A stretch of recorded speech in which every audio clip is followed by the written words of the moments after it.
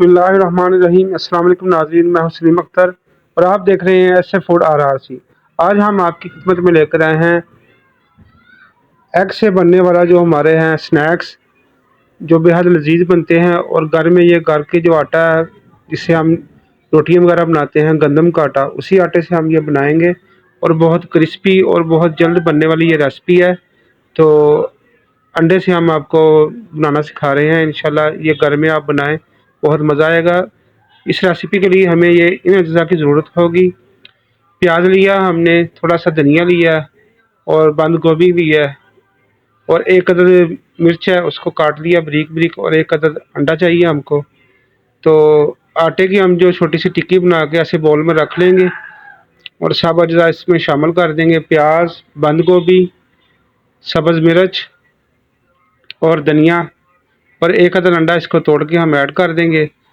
और इसके ऊपर से एक और टिक्की अंडे की बनाकर वो लगा लेंगे। तो उसको प्रेस करेंगे अच्छे तरीके से। तो ये 2 से 3 मिनट में बनने वाली रेसिपी है। बहुत ही लजीज और बहुत जायकेदार रेसिपी ये बनती है। तो ऐसे आपने जो बचा हुआ जो हमारा मिक्सचर है वो इसके ऊपर डाल देना। अगर आप मिर्चें ज़्यादा पसंद करते हैं तो ऊपर से आप मिर्च डाल सकते हैं। इस तरीके से आपने ये आटे के ऊपर रख कर तो ऐसे आपने प्रेस करना है। घर में कोई छोटी सी बॉल ले लें मसाले वाली, या कोई भी आपके घर में जैसे भी हो, ऐसे आपने एक छोटी सी बॉल ले लेनी है, उसके अंदर ऐसे डालकर ऐसे प्रेस करके फालतू आटा आपने ऊपर से उतार देना है। और एक तवे के ऊपर या फ्राई पैन के ऊपर ऑयल को गर्म करें, तो ऐसे आपने ये ऊपर डाल देनी है। तो 3 से 4 मिनट आपने कुक करनी है एक साइड से, और 3 से 4 मिनट दूसरी साइड पे। अगर आपके पास बड़ा बॉल है तो इसके ऊपर आप थोड़ी सी स्टीम दे दें।